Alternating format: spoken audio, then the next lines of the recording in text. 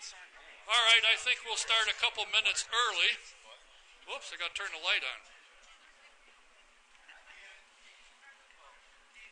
Never mind, we got my associates. Thank you. I want to welcome you to the Autosportradio.com 2015 show brought to you by Honda.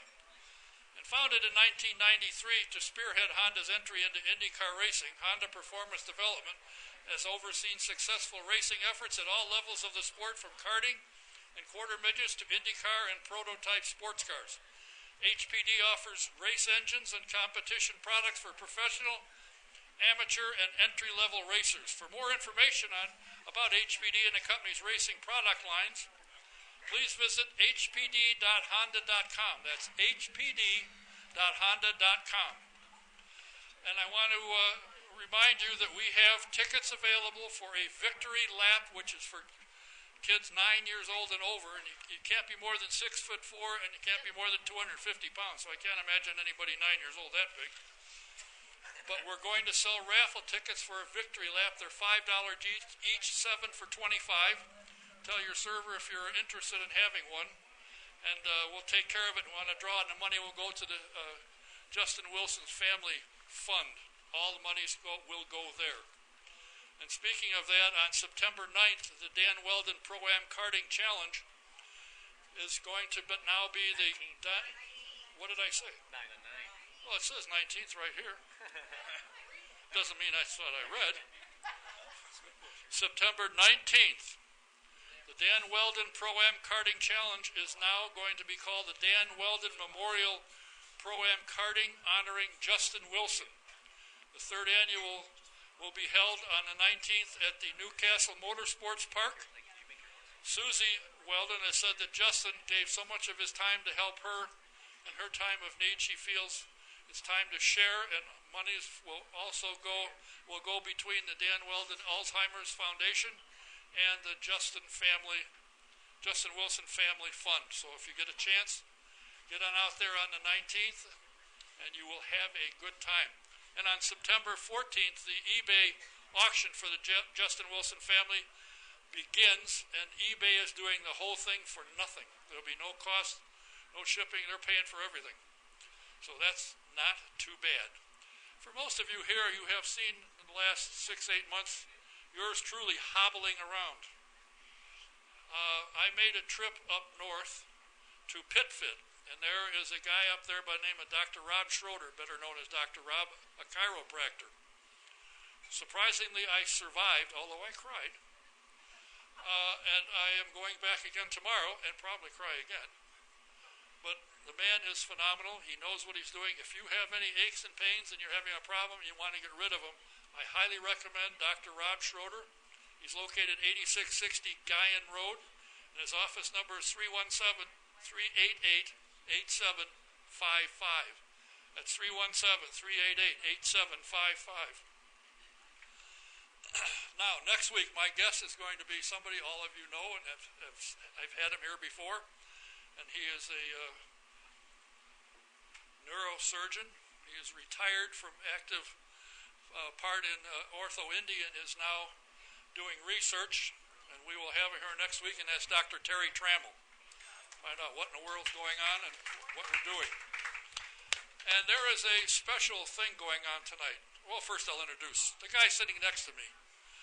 The 2015 season has been up and down for him, in and out of different cars. He's run IndyCar, he's run sports cars, he's done very well in both. In fact, he won a sports car race, if I'm not mistaken. And it's about time that he gets a ride. I will tell you this, when I have been around, and he walks around anywhere in the paddock and he goes into the pit area, more people stop him to ask for an autograph than most anybody. And I don't know why. I've got his autograph. Whoopee. Please welcome Mr. Conor Daly. Hey, guys. Oh, you're all way too kind. Way too kind. Thank you. Sitting next to him is the mayor of his own town. How else could you get to be mayor of your own town? It's the only way I'd ever get elected. After his mishap at the Speedway, he's back and ready to go. And I have been hounding his PR gal, which he's aware of, and went, ha. But finally he agreed to come in today. He's the mayor of Hinchtown. Please welcome Mr. James Hinchcliffe.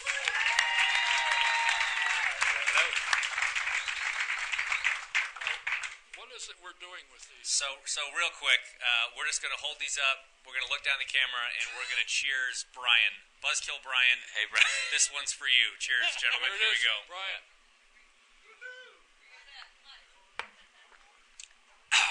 All right. Freedom. Well, hello. Ready to rock and roll. Hello. Hitch will start.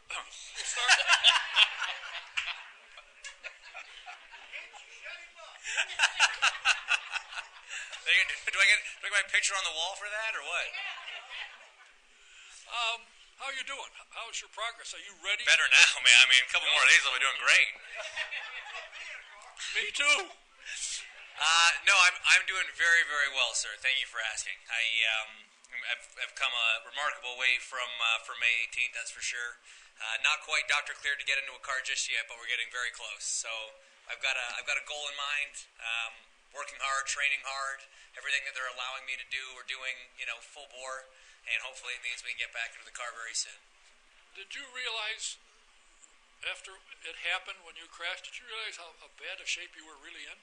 No, honestly, it wasn't probably until 5 or 6 days later when I was in the hospital and kind of a little bit more coherent and on slightly fewer drugs. I started kind of talking to people. I would talk to my family and talk to the doctors and people that were visiting, about that day and what had happened and their story kind of thing, because I had no memory of it. And so for me, I was driving around Indy. I woke up in the hospital. Everything was okay. I missed all the really bad stuff. And getting kind of that sort of third-person look at it from different people's perspectives, that's when I kind of started understanding how bad it really was. I was not aware how much blood they carry in an ambulance. Well, so I got to correct myself because I'm the one that said it. It wasn't blood, it was fluid.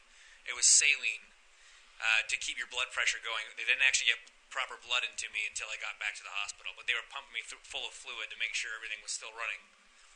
Obviously it was. Just. Yeah. Just. That was amazing. And the other good part was, if there is one, is the fact that it was a practice day. If it had been race day, it could have been a completely different story. It would have been harder to get to you. It would have been a lot harder to get down 16th Street, that's for sure. And that's the other problem, yeah. Well, we're glad to see you up and around, and I appreciate you taking the time to come here. Of course, I'm glad to be up and around. Thanks for having me. Conor, you've been in a number of varied vehicles and done very well. And everyone... Thanks to him. Well, partly. Poor guy had to suffer through. I was trying to throw him a bone, He's such a good guy and deserved a chance. And I'm like, I don't need to do another one of these things. Let's just give it to Conor for a couple. Gosh, that's extreme. Go big or go home. But you've performed well, with the exception of Indianapolis 500, which we watched today, by the way, for the first time. Really? He didn't remember it at all because he was drugged up. Yeah, I had watched it, and I didn't even watch it. Yeah. Well, you got to watch the whole race live because you. Oh no, I didn't watch it. Oh, didn't you? He was crying in the garage. I would have too. Yeah. But you've done very well. It seems to me, and to a lot of people, he's got to get. Somebody's got to wake and say, "Geez, this guy can drive a race car." Thanks, man. I mean, it means a lot, and it's crazy to think. A lot of people have said that, and it's really cool to hear that. And I mean, the thing that I guess in the end, I really was hoping to just kind of gain a bit more respect for young drivers, and it's really difficult right now for young drivers to get into this sport. We see a lot of the same names, still in it continuously, which is good. I mean, they're all like really good drivers, but it's been really difficult for people. Smooth. Yeah. So anyway. Yeah, it's been tough for any of us to get in. So obviously, like my goal, I had, obviously as soon as James was hurt, everyone had asked me, are you going to drive the 5 car? I had no idea. And then I think after the 500 and how it all went, Sam felt bad. So whether he felt bad or whether that was the right choice, either way it was in, and it was just like that was the most fun weekend I think I've ever had. After the worst weekend of my life, it was the most fun weekend I've ever had in a race car. Just like racing, pure racing in the worst conditions ever. Just all kinds of crazy everything, and it was so fun to race against these guys out there that are just really good. And by the end of race 2, like we almost won, and I couldn't believe it. Like 2 of the guys, there was one more lap, they would have ran out of fuel, we would have at least been on the podium. So I was just so happy to at least just be out there finally and driving. So super thankful for that.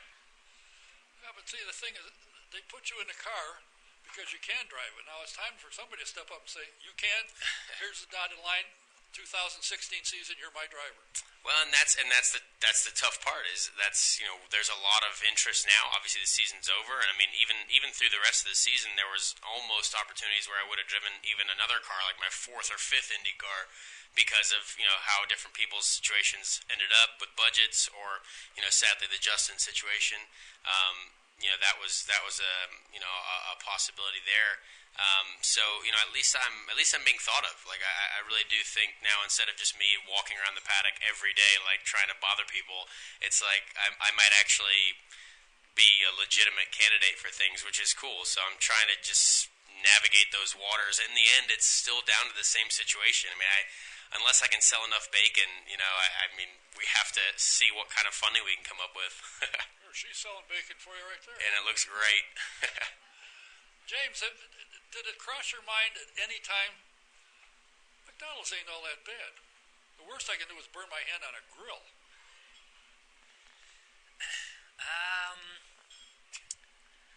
I mean, it was Subway was actually where I was going to go if racing didn't work out. That's my jam. But no, in all honesty, the third question that I asked when I woke up in ICU, I couldn't speak. I was still on a ventilator. I was writing on a piece of paper. But the third question I asked is, when could I get back in a car? The doctors looked at me funny. They couldn't quite figure out why I wanted to get right back into the thing that had just put me in this position. But we're all wired wrong. I think you have to be a racing driver, and I'm no different. What do your mom and dad say? Now, I'm very fortunate. I have very cool parents. They frequent the racetrack. A lot of people get the opportunity to meet them, and I'm often approached by fans who say that they've run into Mama and Papa Hinch around the track, and that they're great people, and they are.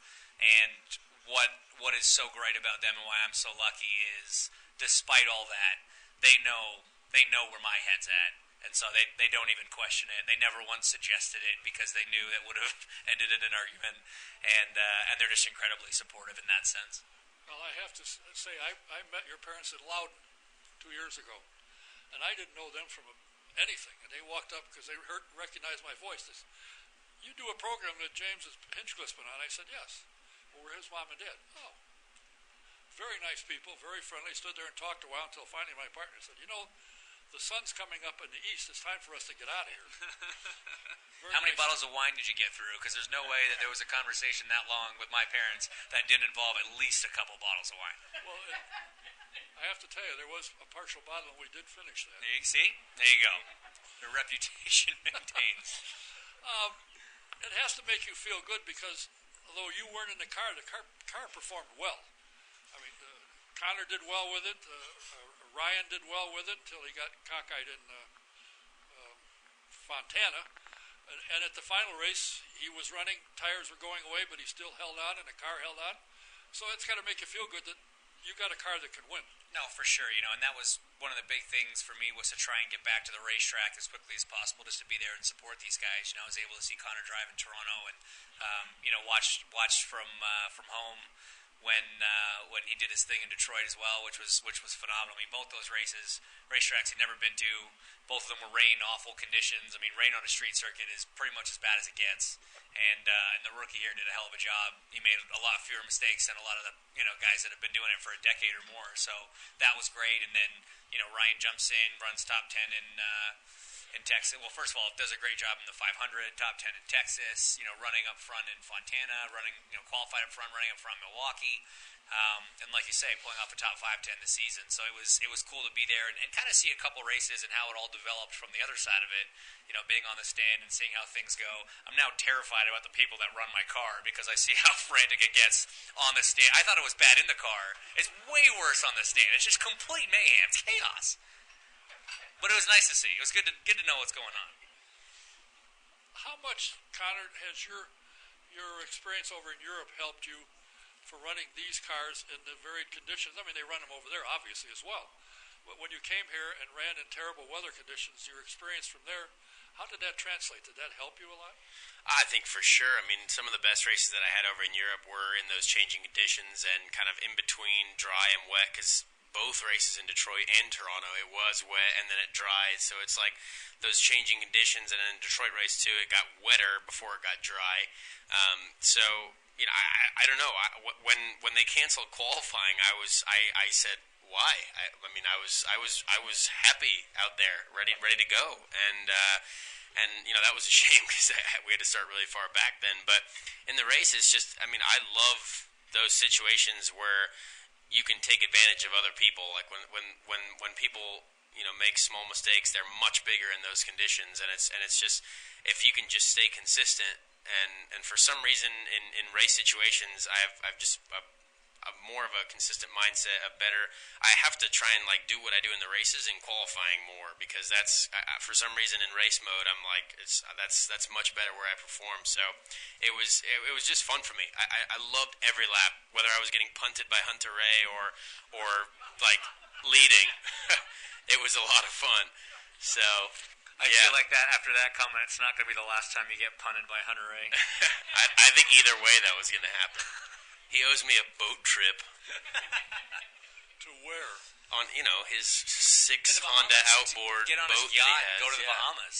With his pool I'm going out in in front of October. the I'll ocean. see you there, Ryan. Yeah. Coming down. Coming for you, buddy. Me too. He might come. Do you now like ovals?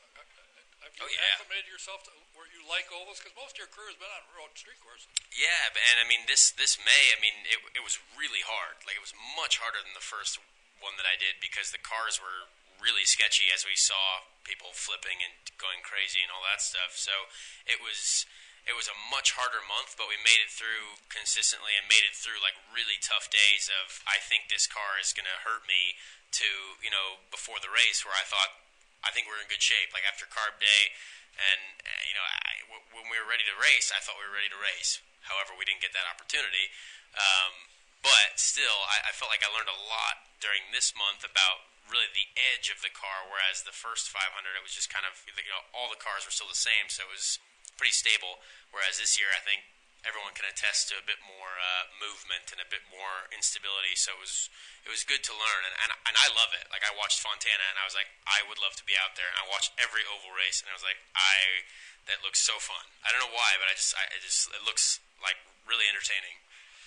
James, since you've gotten here and you worked your way up through what is now the ladder system and got to IndyCar, in the years that you've been driving IndyCar, has the competition, it appears to me, watching, the competition's gotten stronger? Yeah, no, for sure. You know, when I came in 11, we were still running the old car, and people had it for almost a decade. So I thought that was pretty competitive because it was pretty well sorted. Then we got a new car, which actually made the racing better. You know, whether it was road courses, street courses, ovals, you know, you could follow closer, you could race guys a bit better. And then, you know, talent shone through even more, and you saw really how deep the field was. And we really just keep improving as a series in that sense. And we get, you know, getting a lot of drivers over from Europe. We're getting a lot of young guys coming up, whether it's guys like Conor, guys like Joseph. You know, they're jumping in the cars, doing it with Sage, you know, very quick, coming in the cars, doing a good job. So as Conor alluded to earlier, it's not like the old experienced guys are leaving.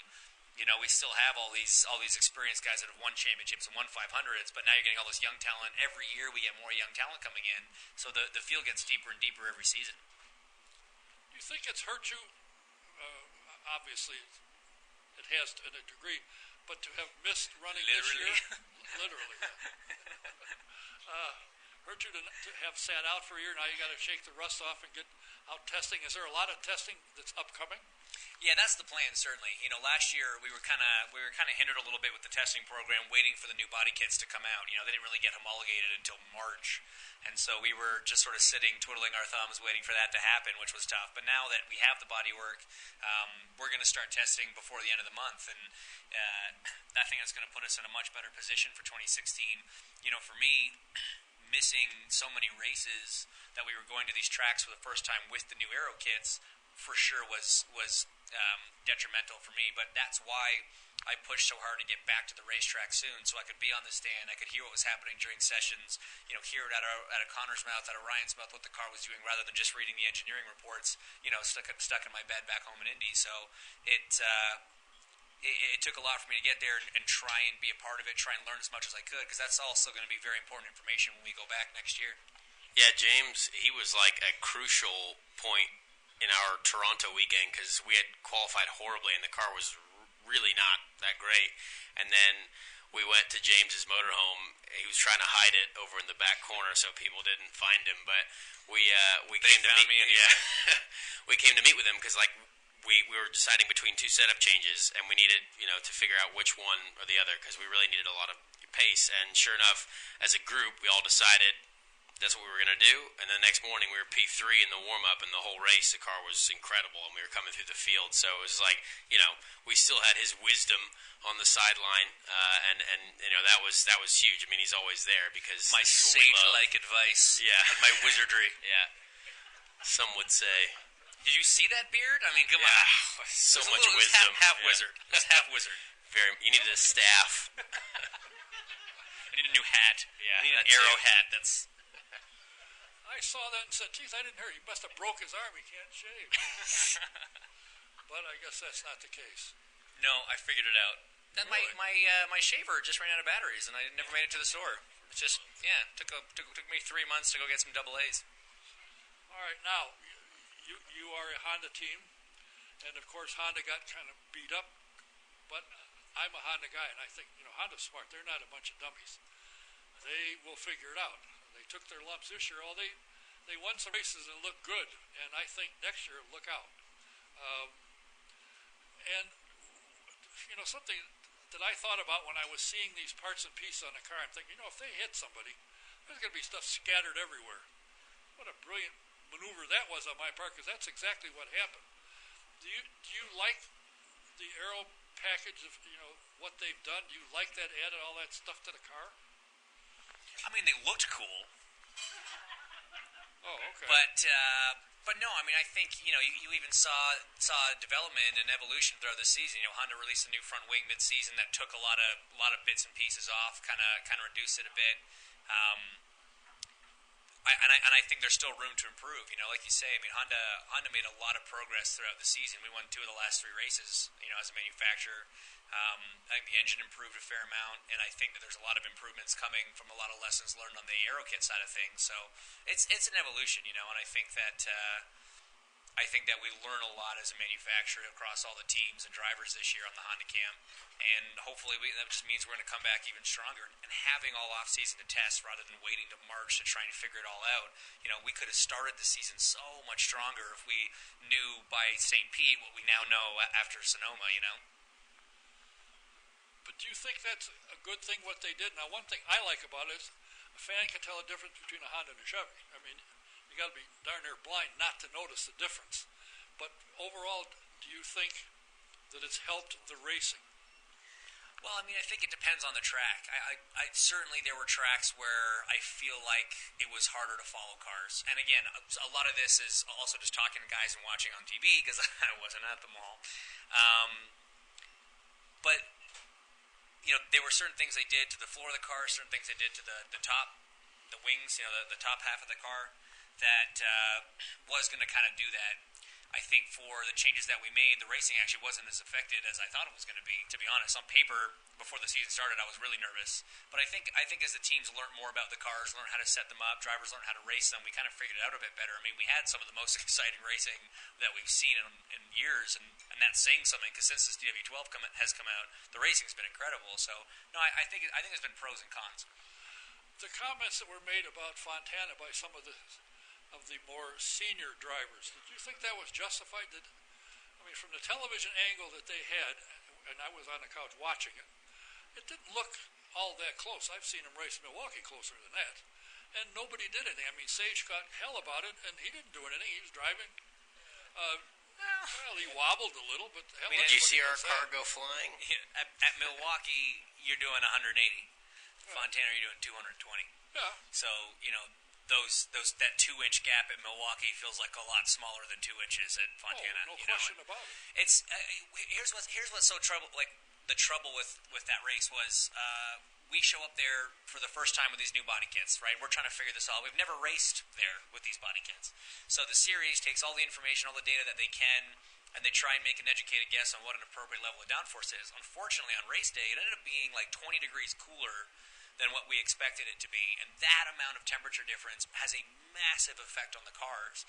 And so if the temperature had been what it was supposed to be, weatherman strikes again, I think the downforce level would have been a lot more what some of the drivers that were complaining about it were expecting, and maybe a little less pack racy, because realistically, if that had been at any other track, it would have been bad, because Fontana is a 4-lane racetrack. I mean, 5 a couple times. We didn't know that, but it is now. And if that had been like at a Texas or at a Kentucky or something like that, where it was just a 2-lane track, I mean, that would have been a bad situation. That would have been old school pack racing, and it wouldn't have been good. So we kind of lucked out in one sense. We did get a really thrilling race. You can't argue that at all. And yeah, I mean, it was a learning process because we just didn't know what the proper settings were for that track and that temperature. Unfortunately, not going back, so all the information you have to put it in a locker and leave it until next time you go back. Yeah, I hope we get it back, because the racing was fun, man. I mean, even, obviously we weren't out there this year, but just in years past, it's been a great track to drive, and the actual racing is a lot of fun. I have been dying to do that race. That's the one he talks about the most. He talks about Fontana all the time. I've watched the onboard theater for Fontana in both 2013 and this year like 57 times. It looks so entertaining for me. So you're ready to win the race. I mean, I'd like a chance, for sure.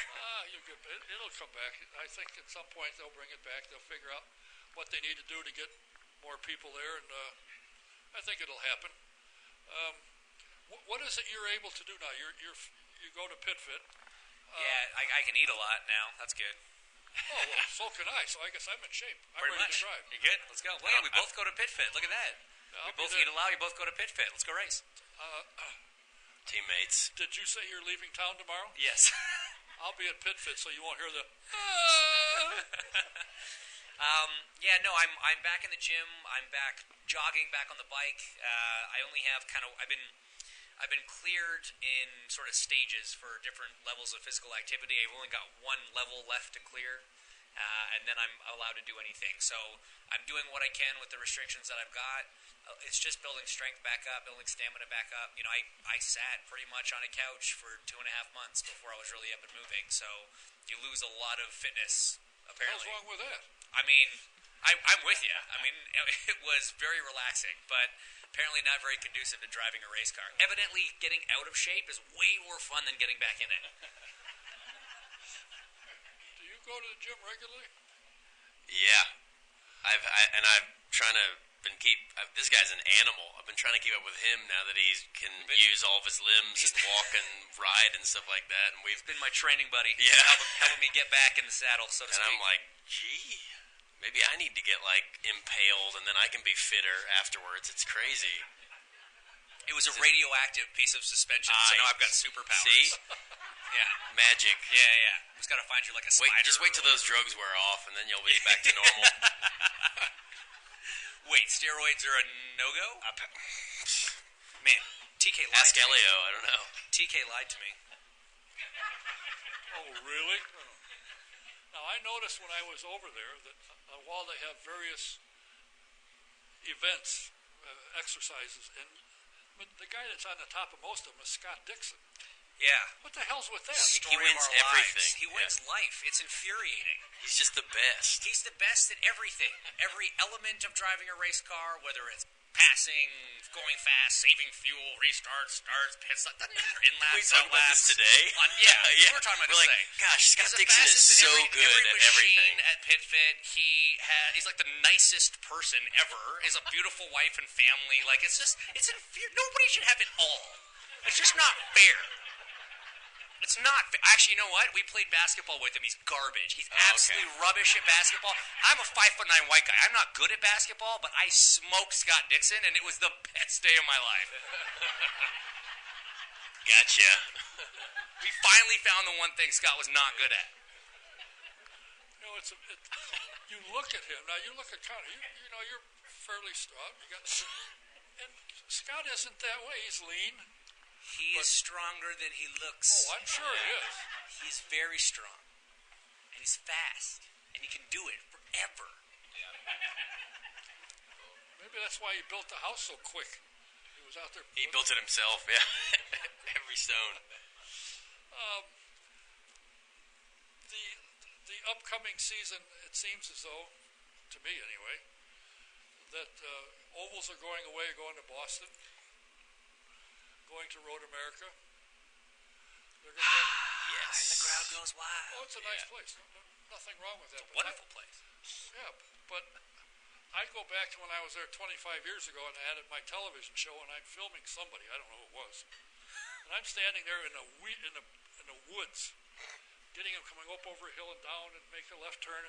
I'm standing there, all of a sudden I realize he hadn't come by here in a while. So I walked 3 miles back to find out my car broke. So back I go to the woods and pick up somebody else. Because that place is so big. It's huge. But I like ovals. Oval racing is exciting. I like ovals too, Don. It's another thing you and I agree on. Yeah, I agree, and we might. Yeah. There's one very exciting one that's on the cards that we're hopefully going to get done and be able to announce soon. Phoenix. Oh, they ran there before. Yeah. Until some genius with IndyCar said, let's not stay with the Copper Classic, let's move it. They moved IndyCar and the whole thing went bam. So hopefully they can build it up. Hopefully we can bring that back. Yes, That'd be a great track for us. I'd like to go back to Richmond. Oh, I was just gonna say Richmond actually. Short track racing is a hell of a lot of fun in an IndyCar, I gotta say. Yeah, and strangely enough, most drivers, in fact, all of them I've ever asked, do you like Milwaukee? Do you like Iowa? Oh, God, yeah, we love The it. racing's so much fun on short Iowa. tracks, man. Unless the car's bad, then it's just terrible. Just terrible. Yeah, but a good driver could fight through that. Not on a short oval. No, sir. Agree to disagree. Good, Agree to disagree. Even Scott Dixon couldn't do that. Yeah, that's true. Even Scott couldn't do it.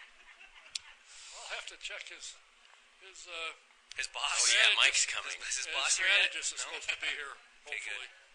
Hopefully I hope he he heard doesn't all hear those us. great things. No, I that we hope said he about didn't, Scott. because Oh, he's really? like, yeah, we got them. They're just mentally buried because Scott's just so good at life. God. So how's your new house coming? It's good. It's good. It's just home ownership, man, is a pain in the Yes? something.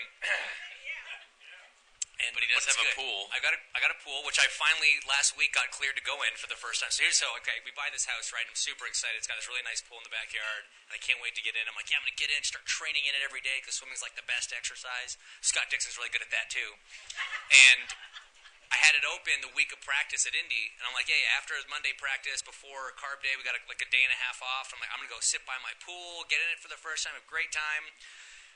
This thing happened, and I couldn't go in the pool, and I could not go in it until last week. So I've been in pools like the last 6 days, I think. Been pretty excited. You've been paying to filter it and keep it clean, and you couldn't get in it. Correct, and watching everybody else get to go in it. That's. It's not like it wasn't being used. It was being used by lots of people. Just not me. Everybody but me. It's a great pool. Yeah, thanks. He has spent much more time in it than I have. Did you notice when you got a pool, you got more friends that come with it? Yes, absolutely. Absolutely. It's like when you get a race in your hometown. All of a sudden, you got a lot of friends that want tickets. You get a pool, all of a sudden, you got a lot of friends that want to go swimming. Oh, Yeah. boy. Well, Some of them just move in. Like, it's crazy. yeah, well. And you... and you've been palling with Marco. And you were out at his house, weren't you? We were both there. Yeah. Well, I mean, with Pocono, home race, and the way it turned out was obviously very sad, but it was good for all of us to be together. Like we went back to Marco's, and Scott was there, and PJ Chesham was there, and Joseph was there. I mean, it was a good group of guys because of the situation. Like it was all good to be together for a couple of days, and I mean, Marco's a good dude. He's helpful. He's a cool guy. Did you get lost in his house?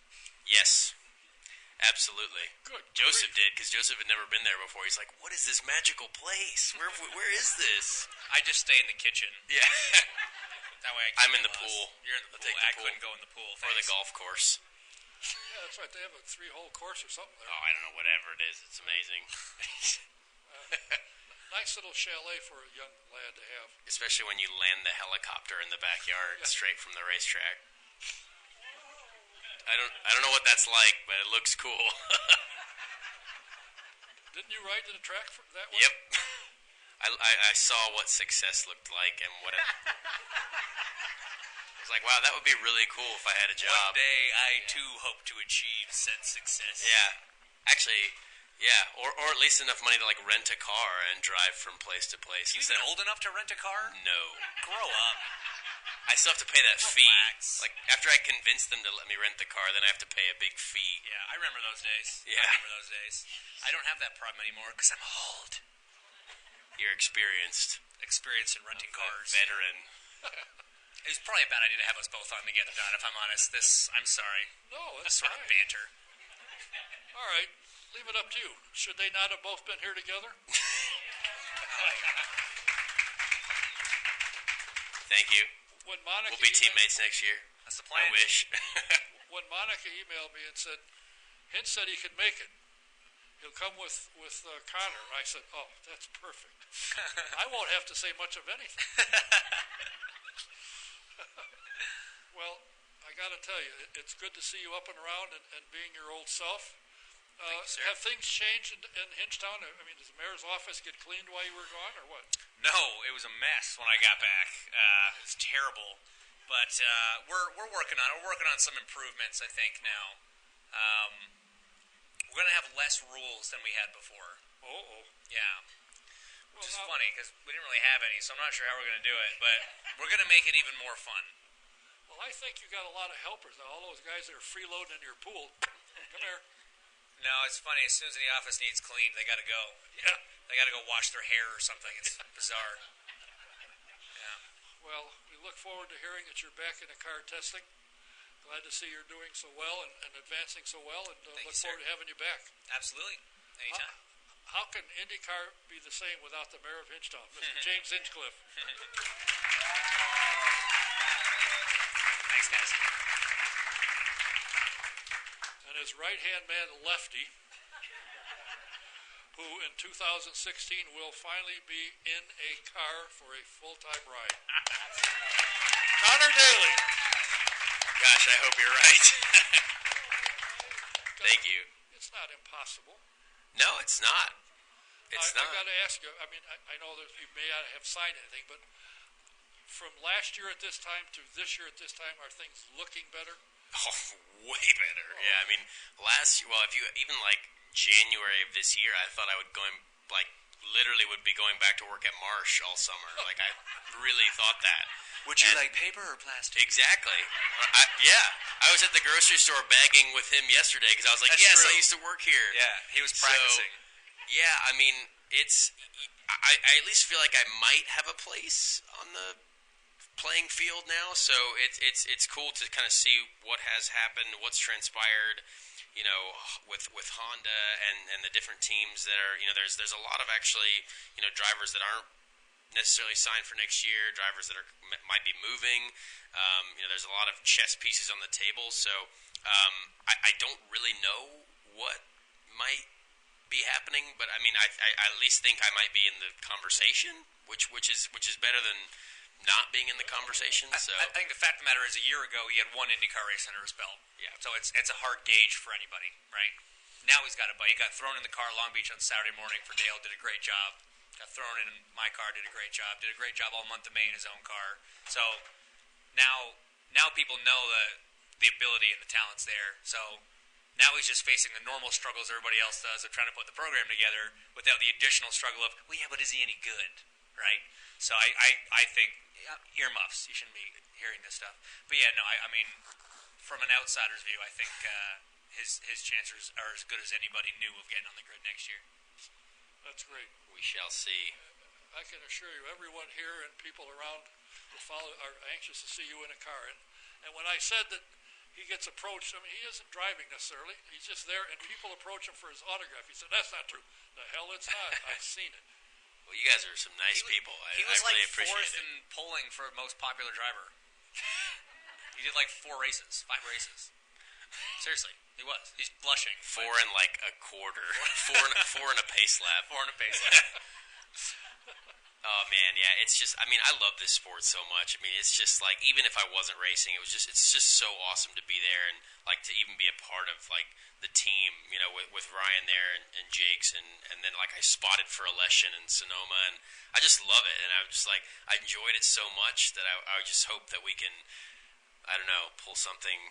I really hope we have a Smithfield. Like, you know, Smithfield really needs to, you know, get their bacon out. And dude, if we'll we got bacon just all year long, that would be amazing. I'll tow my grill to every track. Oh my god. Yeah. I would have the motorhome just filled with bacon just cooking it all day long. It's a shame you were in the hospital. People could just come, swing by the motorhome and just have bacon. You heard it here first, guys. All the bacon you want. We did, but you had that thing, and I said the thing with the guy in the They stuff. didn't allow the bacon into your ICU room. That was not on my apparently. menu of approved foods at that time. We said why, and they looked at us like, what? Yeah, they didn't get it. Graham actually swung by the hospital with a bunch of milkshakes, which was very sweet. Him and Conor showed up to the hospital with like a tray, like a pallet of Steak and Shake milkshakes, which was great for everybody else, but still a nice gesture.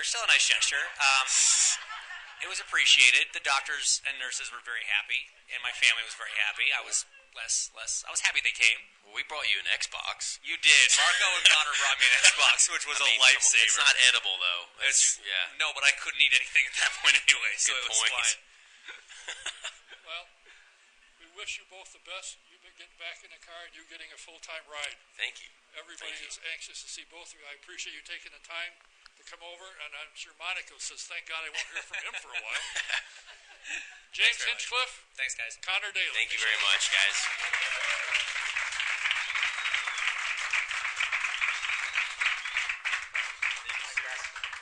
Of course. Good luck to both of you. Where's Mike? Is he late? Mike is here. My next guest is here. It'll start coming up. I want to remind you that tonight's show is presented by Sam Pierce Chevrolet in Daleville, Indiana. Come to the country to see why the best prices are, in fact, in the country at Sam Pierce Chevrolet.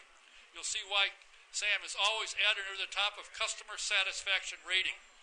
You just take I-69 north to exit 34 south 1 mile, and you won't miss Sam Pierce Chevrolet. And the Indy Racing Experience is the home of the greatest race car ride in America.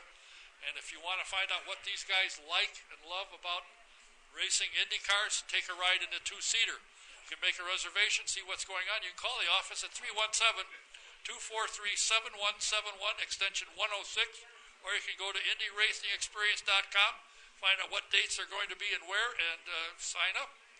And mention my name and put it in the promo box if you go online. Put Don K in there, and you get a 20% discount. And do yourself a favor if you're a vintage car buff. You like vintage car racing. Go to svra.com and sign up, subscribe to the Vintage Racing Quarterly. It is a fantastic, first-class magazine.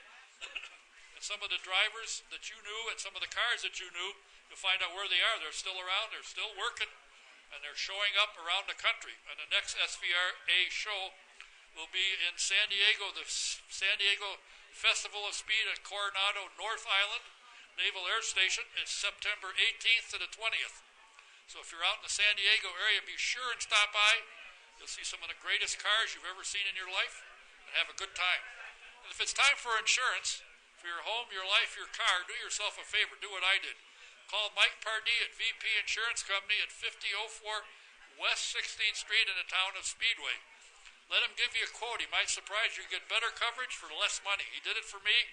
He can do it for you. Give him a call. Number 317-248-0070. That's VP Insurance, 317-248-0070. And if you need embroidery of any kind for whatever purpose, whatever reason, Stitches 2 on Gasoline Alley can take care of it.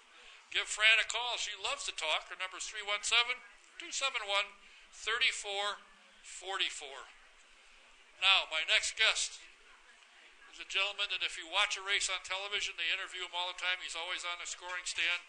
He's a strategist for the number 9 car. He is the managing director for Target Chip Ganassi Racing. And in case you hadn't heard, they're pretty good.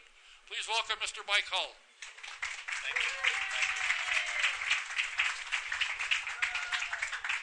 I've got to think that the race at Sonoma was probably a difficult one from a strategy standpoint, trying to maneuver your way to the front to win the race and get as many points as you could.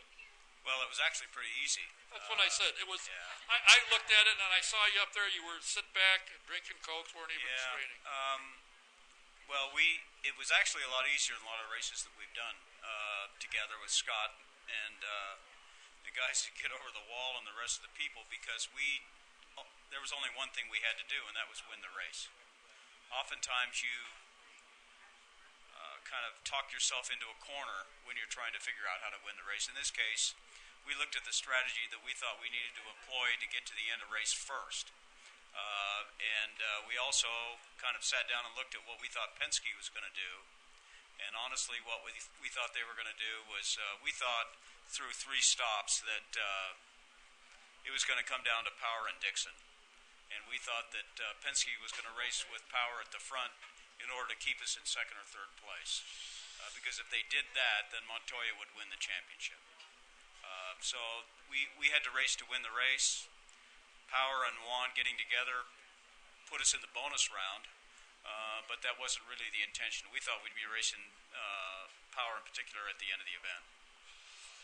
What is it about Scott that he has the ability, and they mention this constantly on the television broadcast, he and fuel, he knows how to manage his fuel. And my assumption is when he's running and there's nowhere to go or no hurry, he backs off a little bit and doesn't lose ground, but doesn't stand on it fully, because that's the only way I can assume that he can go and get better mileage than most everybody else. Well, I think maybe he gets a bad rap. Everybody says he wins races because he saves fuel. He wins races because when you save fuel, you also get to use fuel at the right times in the race. So if you're not a fuel miser and you're always hard on the throttle, and there's a lot of drivers that run at the front that are, what simply happens is that when you need the fuel the most, you don't have any left. And that's what makes him so good, is that he understands how to drive his car in such a way to where maybe he gets a 10th or 2 better for a given lap over other people. If it's say at Sonoma, I think we were 23 laps to a segment, maybe 24. So for 17 or 18 of those laps, he's saving a 1/10 of a gallon. So the last 4 or 5 laps where you really need to make track position. Races are won in the last 25% of each segment. That's how you win races. You win races based on the track position you gain at the end of the run, not at the front end of the run. And that's what he does. He does a really good job of that. And as an example, when we got those guys in the pits, one of the reasons we did was we told him to turn it up for the last 2 laps to make up that track position. So we came in equal to them down the pit lane and jumped them in the pit lane, and it worked out well. So that's why he wins races. You know, have you been his strategist all along? I've been with him since he came to race for Chip Ganassi Racing in 2002. The last year of the kart racing for us was 2002. He came as a 3rd driver for us. And when we went to the IRL series in 2003, it was Scott and Thomas Schechter as the 2 drivers, and we fell together on the same stand, and we've been together ever since. He seems like he's changed. The first time I had him here, he had just come in, and it was hard to get him to answer. Now he's a completely different guy, and I got to think part of it is Emma. He had to do some talking to get her, so he's obviously learned to talk. And he's become a great interview. He really has changed dramatically, I think. Well, I would absolutely agree with that. I don't know, when you're around somebody every day, maybe you don't see it as much as what you would see it as. But he's more at ease with himself. He's more comfortable with people like Don Kay. I think that really helps. And success sometimes does one of 2 things to people. It either makes them forget where they came from and they become somebody else, or they retain that quality. And Scott's retained that quality, and it just come out more and more in him. And I know earlier earlier. James talked about it a little bit. But he's absolutely right. Scott's a genuine person. He's really good behind the curtain as well as on the other side of the curtain. I got to assume that you and Chip, when you chat, say, boy, I'm sure glad we got him. That was said recently that he just signed a contract extension, so he's good for another couple years. Is that true? Well, we don't talk about contracts at Chip Ganassi Racing, but we're happy he's driving for us and hope to continue for quite a while. That's what I thought. Okay. As a managing director, what does that encompass? Now, do you have anything to do with the sports cars or NASCAR at all, or do you just take care of the 17 cars you run in IndyCar? I look after what we do in Indianapolis. From Indianapolis, we race in the IMSA series, the Tudor series with sports cars, and this year's been 4 IndyCar entries. So yeah, it simply means that we have a lot of good people that work for us. It isn't me. It's all the people that work divisionally within the company. So that goes from senior management all the way to the people when they walk in the door on the first day to go to work for us. This year it's been 4 Indy cars, 1 car full season in the IMSA series in the prototype category. Next year it'll be Indy cars again, and it'll be 2 cars in the GTLM category with a fully funded and run Ford factory program with the intention to go to Le Mans. So that's something we're really looking forward to, something that's been on our list for a long time to try to go to and achieve and hopefully win. So we're flat out on all those projects. What gets Chip excited? What keeps him going? Do you talk to him every day? Normally more than once, and that's fine for me because his communication style I love because you always know where you stand. He knows where we stand with what we're doing in Indy. We have direct process every day. That's a big deal for us, and with him, he wants to be better every day. He wants the company to be better. He wants the drivers to be better. He wants people like me to be better, and that's what we work hard on. So in one sentence, what's he all about? Being better every day. I can remember when he put a helmet on and drove a car. And I've said many times in many sports, not only motorsports, but some of the guys who played professional football, baseball were not the greatest, but when it came to managing, they were terrific because they had to work hard to learn and survive. And I got to think that that's kind of Chip. He wasn't a great race driver, but he paid attention and studied and learned what it took to win, and now he's doing it. Well, I think he was actually pretty good. I was this guy from looked after race cars after I stopped driving, and I was looking after a guy in the Atlantic Series that raced in the professional and in those days they raced both series in the mid to late 70s, and we were at the paddock at Lime Rock for a SCCA club race, and we were next to Chip Ganassi, who was racing his Formula Ford, and a guy named Joe Stamolo was looking after his car. And I know Joe pretty well because we'd kind of beat him like a drum in Formula Ford racing at the National Championship a few times. And he wanted me to meet this young, aggressive guy from Pittsburgh named Chip Ganassi, and that was actually the first time that I did meet him. And he won Formula Ford races, and he went on to win Super V races, and then he wanted to race Indy cars. So paths change as people move along in racing. What's in common is that a lot of us that love racing stay with it, and that's what Chip has done, and I guess you could say the rest has been history for us. Yeah, you got your 100th win. 100 IndyCar wins, yeah. Yeah, that's phenomenal. I mean, that's amazing. How do you see the series? Do you see it's progressing? Do you see the aero package being a benefit to the series, and do you see it getting more difficult to win? Well, I think people want opinions from people like Chip Ganassi Racing about things like aero kits, about the series, about the races, about where we race. We're end users. We rely heavily. If we had a choice on what the series was going to do, it seems like for us we would tell them the opposite of what we want, truthfully, because they do the opposite of what we say. And that's not a slam to IndyCar racing. It just seems like they go down the path after they study things and work really hard on it. So we, as the end user, we look at that and then we make the most out of it every day. That's what we do. So the aero kits is an example. When that was devised, that goes all the way back to the iconic committee deal that came about a long time ago, and they felt they had to follow through with that. We, as a race team, we did it.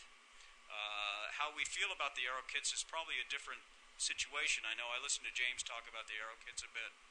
We think that the aero kits should be reversed, or we think the aero should be reversed on the cars. We don't think it would affect the racing, but it would affect it in a positive way. We think there needs to be less topside downforce, period, and more bottom side downforce to the race cars. And if that were the case, drivers with less experience, topside downforce, what it does when you go into a corner, it gives the driver a false sense of security about the race car. They drive the car, particularly on an oval, way too deep, and they have big issues, and they cause big problems on the racetrack. So we think the aero should be reversed on the race cars,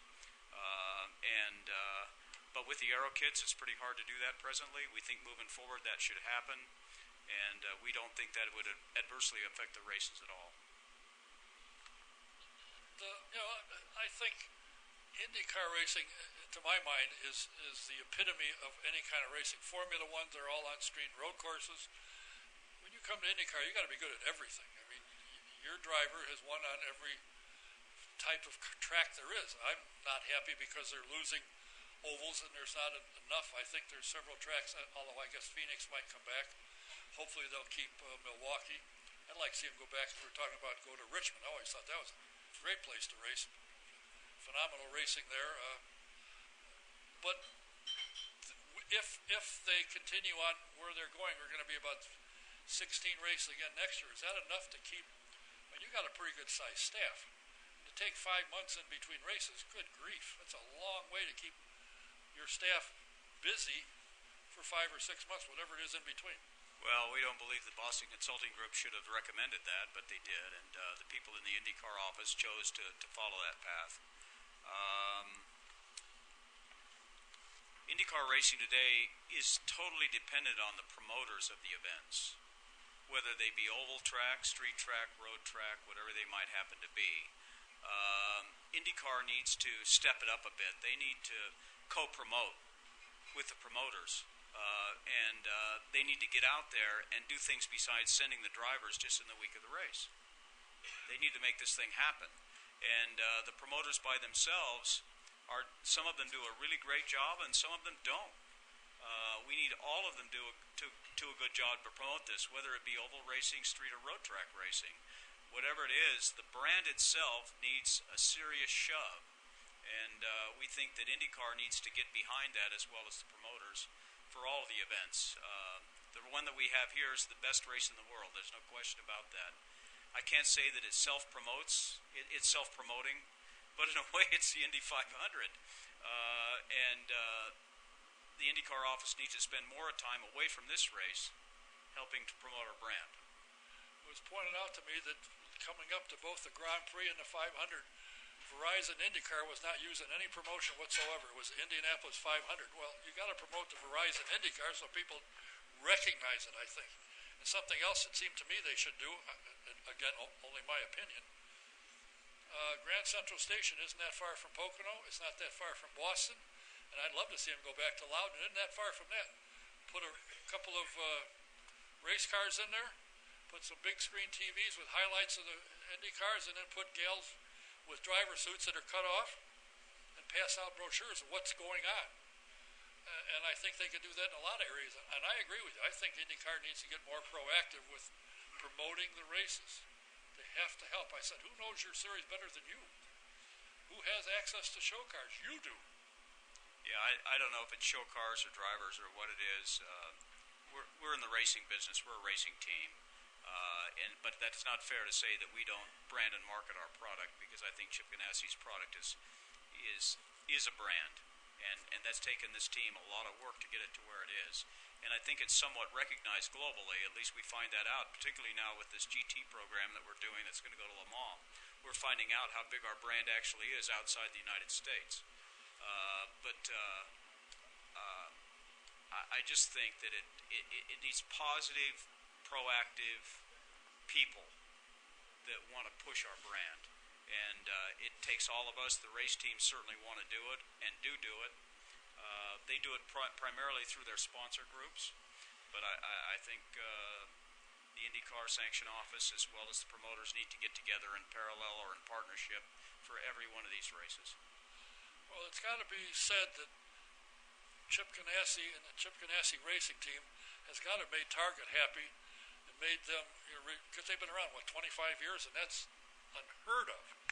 And they utilize the Target brand and promote their various items and bring their vendors in, part of it, to help grow the thing. I think the way that Target does it is brilliant, and it really works. And Chip Ganassi Racing pushes that along and doesn't hide it. Well, it's been a terrific partnership because they've helped to define our culture. They've helped to define and make us better.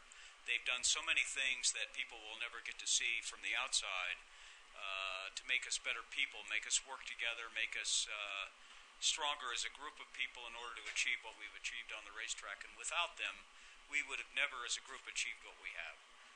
There's no question about that. And it goes to middle and senior management training in Minneapolis with the parallel executives up there.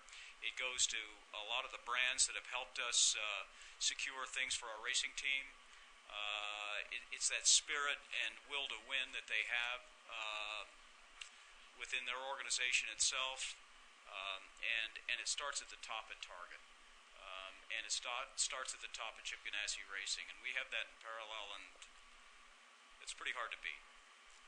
Is it a good place, a fun place to work? Chip Ganassi Racing? Yeah. Yes. Honestly, when I went to work for Chip in 1992, he was so volcanic. I didn't know if I was going to last 5 minutes or 5 years or 5 days. But I enjoy working for him a lot because when you work for somebody who has clear objective every day, is a one-sentence person, gets it right out on the table, you can achieve an awful lot. And when you instill that in all the people that work for you, it makes a big difference, and it has for us. We live inside of it, so we don't see it. Maybe someday if I ever decide to stop doing this, I'll look back on it and understand it a little better, but it's fantastic to work for Chip. You have to say that he has the ability, as I think Roger Penske does, as getting the right people to do the job. He can't micromanage because he's in Philadelphia doing whatever he does and goes down to North Carolina and oversees that operation. So he's had the innate ability to pick the right people and put them in the right place to do the job. And the job he wants is to win. Yeah, and I think we're very different teams. We're compared to each other in terms of the success ratio, start versus win versus finish versus Indy 500s versus championships, all those things. I think we're more of truly a blue-collar group. I think Roger's group is a little more buttoned up than we are, a little more, I don't know what to say, penguin-like, very regimented group of guys, but you know what? They get the job done. And we get the job done doing it the way that we do it, and in a way it makes it a lot of fun because there's two ways that people go racing. One is they say, oh, I raced against this team, and somebody else will say, I raced against that team, and you're going to look at them right in the eye and say, no, you were in the same race. You weren't racing against them. And when we first started in IndyCar racing, we wanted to be able to compete against Roger's teams. Now we can. But it took a lot of hard work. That was a big uphill climb to make that happen, and now it's a lot of fun to compete with them, and when they win, we congratulate them, and they do the same with us. They're the first ones to come and say, great job today, and we would do the same with them, and it's been a lot of fun. And the interesting thing is some of the smaller teams like Carpenter, Fisher, Hartman has won some races. They're in contention now. Hopefully they'll stay there. So on any given day, anybody can win. You guys and Roger are the ones to look out for, but there's others that can sneak in there and take a win or two. think that's good. I think the measurement really isn't if you win; it's how many. It's how you create the momentum to continue to win season after season after season. That's really the key, and you can't afford to talk about what you just did. The most frightening thing is go to work on Monday and think you might not win another race. So I think that's what drives teams that have the ability to win. You want to win again and again and again and again. And you have to find new ways to do that. And it's a seasonal process. Each season's a new season. Each day's a new day. Each hour's a new hour. And I think you have to look at your life and the way you work to make that happen. Question here is, do you think we'll see a new track record at IMS next year? I hope so. I think the easy way to create a new track record would be to take the apron out. The apron was put in there because of the angle of attack against the fence while they were doing the soft wall. Let's face it, that's why that happened. I don't know if the cars and the soft walls are capable of no apron, or whether we should try to manipulate the speed in another way. It would be great to go fast, but guess what? If we had a motor race at the Indianapolis Motor Speedway at 200 mile an hour for an entire race, would people be happy watching the race? I think so. The race itself has been exciting the last few years. It'll be exciting. So I think the dividing line there is what's qualifying versus race speed. And do we all get to the end of the race? That's really the key to this whole deal for all of us. Well, I suspect if they do try and get a record, it'll be in qualifying, because I don't think they'd want to. I would be surprised if they tried to say, all right, you went 240 miles an hour, I'll let you go in the race. That wouldn't make a lot of sense. Well,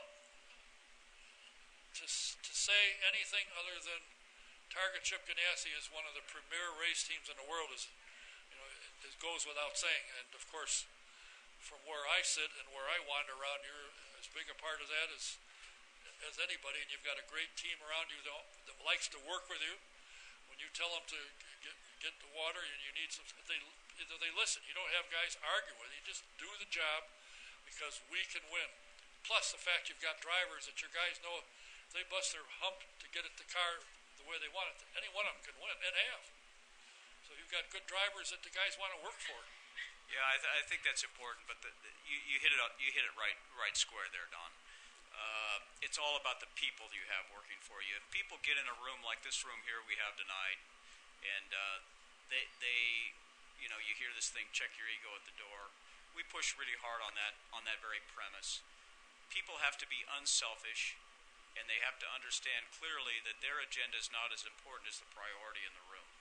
And if you can get people to work like that together, and it starts, as you said, with the drivers, if the drivers understand they can climb the grid if they work together with the people that work for them, then they can achieve something they never thought was possible. And I think as long as our team continues to work like that, it will continue to do what it's been doing, no matter who's running it, no matter who the senior managers are, the middle managers, the people driving the trucks, the engineers, the people working the building. I think that's how you continue to define success. And a lot of your guys, most of them have been with you quite a long time. And that says a lot right there, that guys not only you want them, but they want to stay. Well, I think what's really great about our team is the fact that we do have people that have been with us for a long time. So when young, aggressive talent come in the door, these fire breathers that want to work on your race cars, they're in this corral with this whole group of sheriffs. And those sheriffs get those people moving down the road the right way. And that energy is what we want. That energy is really important for us. It's not only great for the room, but it's a great reminder of where we need to be going together. Well, so far you've been going together real well. And we congratulate you on the championship and the wins and just the way the whole operation runs. I appreciate you taking the time to come here. And I would say I wish you success next year, but I'm sure you'll get it. And you guys will work and make it happen. Well, I don't know. Sometimes when things are the darkest, you figure out how to get the lights turned back on. So that's what we do pretty well together. We'll keep working on it. Thanks for stopping by and continued success. Thanks, Don. Mike Hull, Managing Director for Target Chip Ganassi Racing. Remember, next week, one of my guests is going to be Dr. Terry Trammell, and of course we're going to talk about what's being done and looked at for driver safety in the cars. And he's been involved in it around the world, so we'll find out what's going on. So until next week, we'll probably have another guest. I'm talking to a couple of people. Watch autosportradio.com under the current show. When I get them, I'll put them up and you'll see them. Until next week, Don Kay saying thanks for watching, listening. Thanks for being here. Good night. See you next Tuesday. Thank you. On short notice, too. That's all right. Thank you.